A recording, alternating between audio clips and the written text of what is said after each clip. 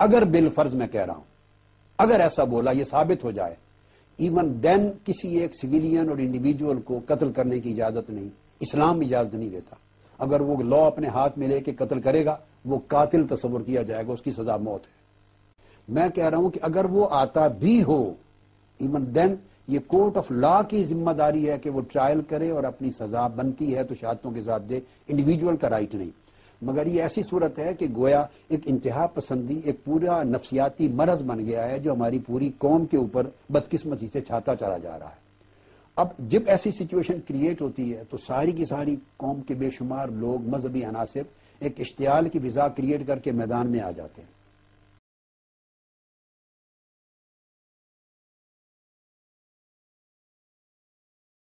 کسی انسان کو یہ حق نہیں ہے کہ کوئی شخص خود اس پر سزا جاری کرے قتل کی۔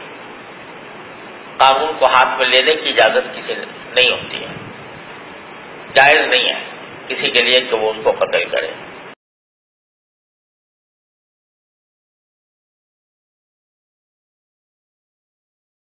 قاضی کی ذمہ داری ہے کہ اس کے سامنے اس مجرم کو پیش کیا جائے، اس گستاخ رسول کو پیش کیا جائے، اس کی گستاخی ثابت ہو، علماء بیٹھ کے اس کے جملوں کو سنیں۔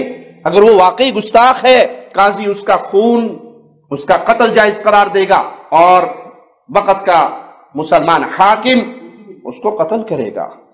کوئی کہتا جی اگر وہ قتل نہ کرے تب بھی وہ اس کی ذمہ داری ہے، آپ سے سوال نہیں ہوگا۔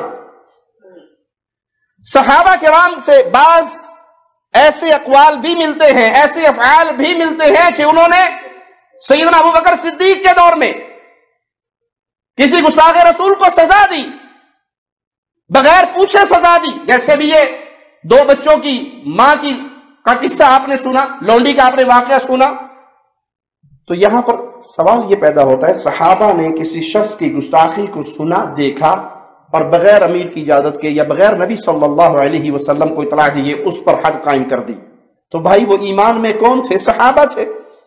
وہ ایمان میں عدول تھے، سچے تھے، ان کا ایمان سچا، ان کی گواہیاں سچی، ان کے فیصلے سچے۔ آج کے دور میں اگر یہ دروازہ آپ کھول دو گے کہ ہر بندہ اٹھے اور گستاخ رسول کو قتل کر دے، تو یہاں تو گستاخ رسول کا جملہ اپنے ذاتی مفادات کے لیے استعمال ہوتا ہے۔ کسی نے کسی سے ادھار لینا، اس طرح کے آپ نے اپنے ملکوں میں درجنوں واقعات دیکھے ہوں گے۔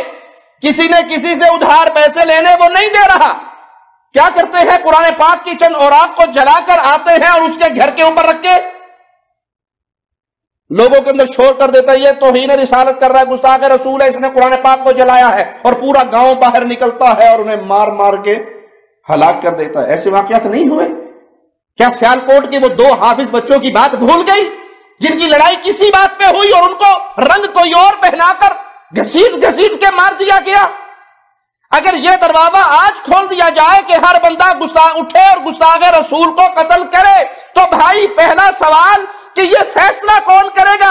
اس کا یہ جملہ گستاخی ہے یا نہیں؟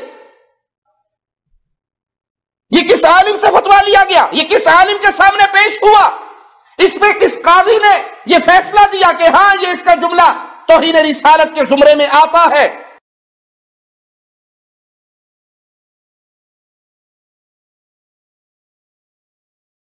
یہ اجازت نہیں دیتے کہ آپ مارے۔ تو اسی طرح کوئی کیسا ہی جرم کرے، مثلا کوئی سرکار کی گستاخی ہی کر لے معاذ اللہ، تو اس کو بھی خود قتل کر دینا یہ شریعت میں اجازت تھوڑی ہے۔ میں باہر شریعت پڑھے آپ تو فتح رضویہ شریف پڑھیں کہ اس میں یہی ہے کہ قاضی اسلام جو ہے نا، وہ اس کو پہلے تو قید کرے گا اور اس پر اسلام پیش کرے گا، اس کو توبہ کے لیے اس کو سمجھایا جائے گا، علماء اس کو سمجھائیں گے، توبہ کے لیے سمجھائیں گے۔ اگر یہ نہیں مانتا اور واقعی گستاخ رسول ہے، اول تو ہو گستاخ رسول، اب ادھر تو بات بات میں گستاخ رسول بول دیتے ہیں، جس کی جو سمجھ میں آتا ہے گستاخ رسول ہے، یہ میرے پاس تو آتے ہیں